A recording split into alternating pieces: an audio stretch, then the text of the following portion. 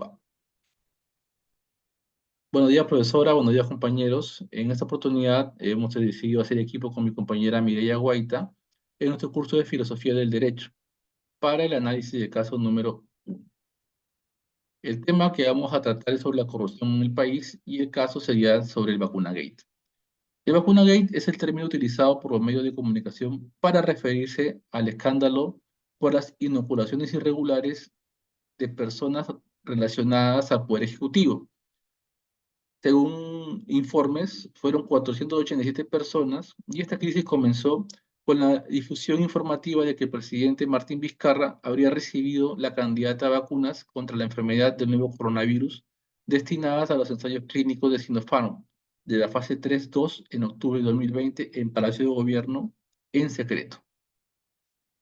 Algunos principales hechos nos dicen de que en el caso del Diario Comercio, publicó una investigación periodística que revelaba que el expresidente Martín Vizcarra se había vacunado contra el COVID-19 en octubre de 2020 en secreto, cuando aún estaba en el cargo.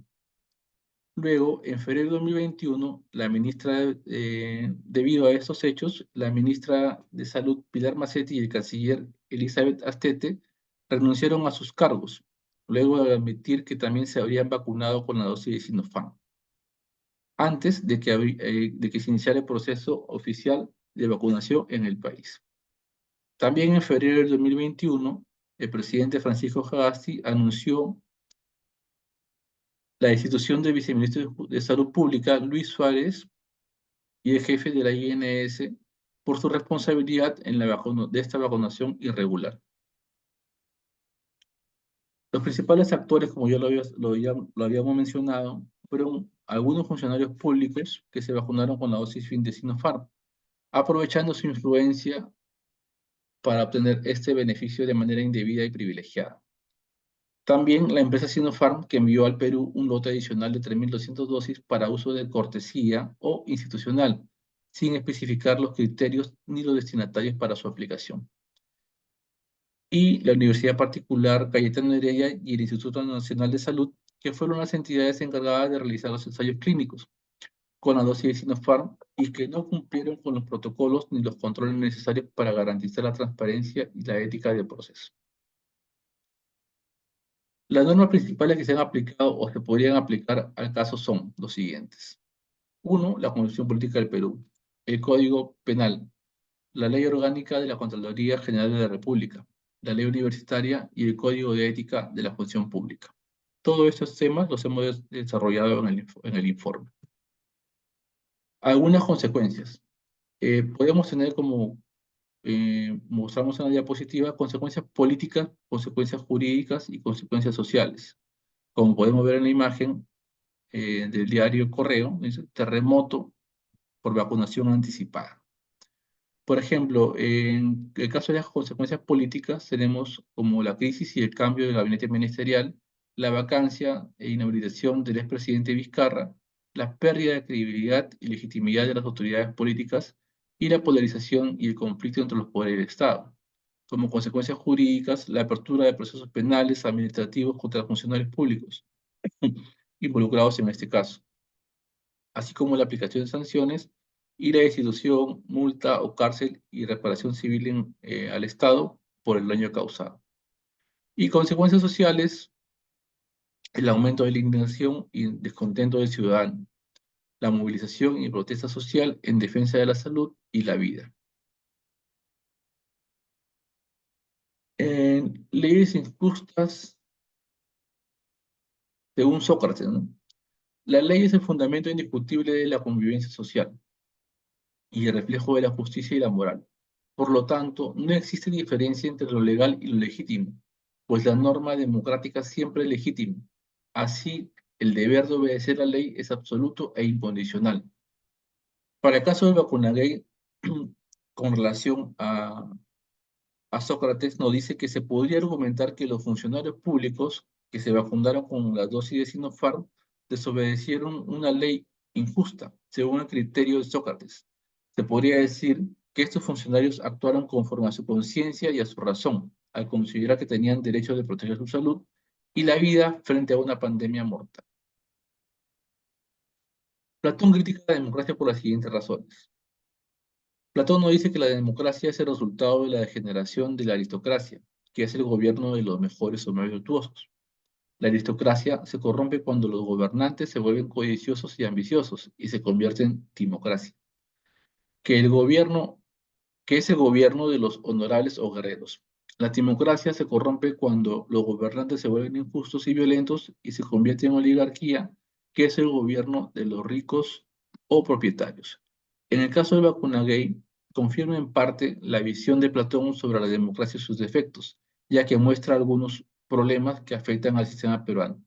Por ejemplo, revela la corrupción y la falta de virtud de los gobernantes democráticos, que se aprovechan de su posición o influencia para obtener un beneficio indebido y privilegiado.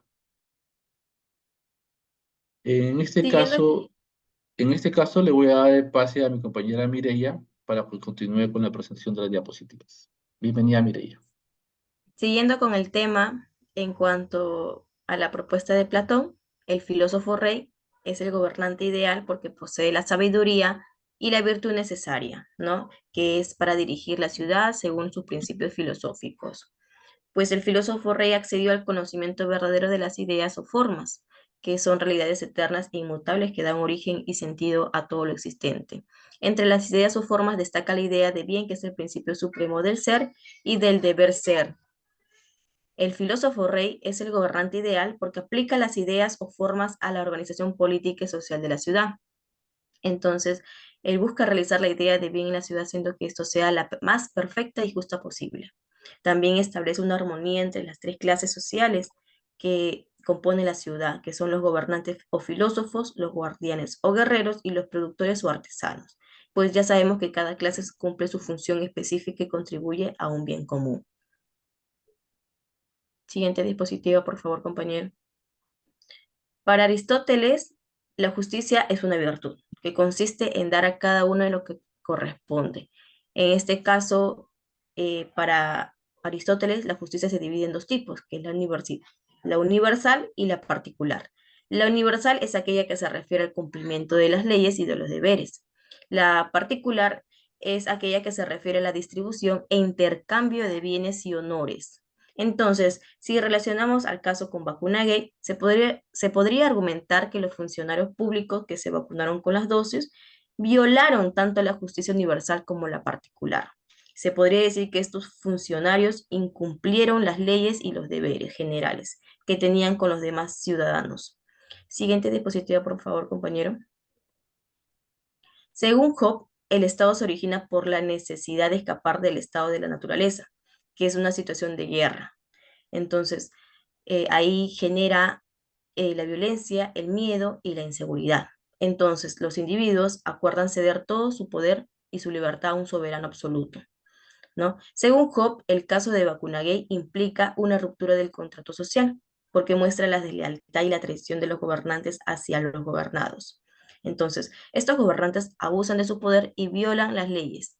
Entonces, eh, esto genera un clima de desconfianza e inseguridad entre los ciudadanos que se ven amenazados la paz y su supervivencia. Según Locke, el Estado se origina por la conveniencia de preservar y proteger los derechos naturales, que es la vida, la libertad y la propiedad. Entonces, estos individuos acuerdan ceder parte de su poder y su libertad a un gobierno limitado y representativo. Entonces, según Locke, en el caso de Vacunagate, implica una ruptura del contrato social porque muestra la violación y el menoscabo de los derechos naturales. Entonces, estos gobernantes actúan en contra del consentimiento y del control de los ciudadanos al vacunarse irregularmente con la dosis de Sinopharm, donde también genera injusticia, inequidad entre ciudadanos que se ven vulnerados a su derecho a la salud y a la vida. Según Rousseau, el Estado se origina por la voluntad de recuperar la libertad perdida en el estado de naturaleza, que es una situación de armonía y bondad, pero que se corrompe por el surgimiento de la propiedad privada. Entonces, estos individuos también acuerdan ceder todo su poder y su libertad a una voluntad general, ¿no? Entonces, según Rousseau, en el caso de Vacunagate, implica una ruptura del contrato social porque muestra la corrupción y la degeneración de la voluntad general. En este caso, se guían por su voluntad egoístas al vacunarse irregularmente contra la dosis del Sinopharm. Según Lira, nos dice que esto genera una situación de alineación y de infelicidad entre los ciudadanos que ven frustrada su libertad y la soberanía. El deber moral de Kant es el acto que se realiza por respeto a la ley moral, sin tener en cuenta las consecuencias, intereses o inclinaciones. Entonces, es el único motivo válido para obrar bien, pues expresa la buena voluntad, que es lo único bueno sin restricción. Pero en el caso de Vacunagate se podría argumentar que los funcionarios públicos que se vacunaron con la dosis de Sinopharm incumplieron con su deber moral, según el criterio de Kant. Entonces, se podría decir que ellos actuaron por deseo y no por deber, al anteponer su interés personal y su seguridad a la ley moral y al bien común. Algunas conclusiones que voy a detallar es que el vacunaje revela una falta de ética y respeto a la legalidad. Otro punto es que la importancia de la aplicación efectiva y la rendición de cuentas en una democracia para prevenir y garantizar la igualdad. Otro punto es la democracia que no garantiza necesariamente la virtud moral en gobernantes, lo que puede llevar a abusos de poder y corrupción. El penúltimo caso es que la participación ciudadana y la vigilancia activa son esenciales para mantener la integridad y la transparencia en el gobierno. Y por último, la corrupción socava la legitimidad de las instituciones democráticas y requiere una respuesta firme por parte de la sociedad y las autoridades. Por último, como recomendaciones, detallaremos que se puede reforzar la educación cívica y ética desde temprana edad, para así cultivar a las personas ser responsables y conscientes de su papel en una democracia. Otro punto también es fortalecer los mecanismos de control y rendición para poder prevenir y sancionar la corrupción en el gobierno. Otro punto es fomentar una cultura de transparencia e integridad en las instituciones públicas y entre también los funcionarios. También debemos promover la participación ciudadana activa en la toma de decisiones y supervisión de las acciones gubernamentales. También establecer reglas claras y transparentes para poder garantizar la igualdad y la justicia. Otro punto es reformar las leyes electorales para evitar la impunidad y asegurar que los líderes corruptos no sean elegidos o reelegidos. Penúltimo punto es invertir en la formación y profesionalización para poder mejorar la gestión y la ética en el servicio público. Y por último, fomentar la colaboración y el compromiso de la sociedad civil y de la ética y en la integridad, en la política y en la administración pública. Eso es todo, espero que le haya gustado. Muchísimas gracias.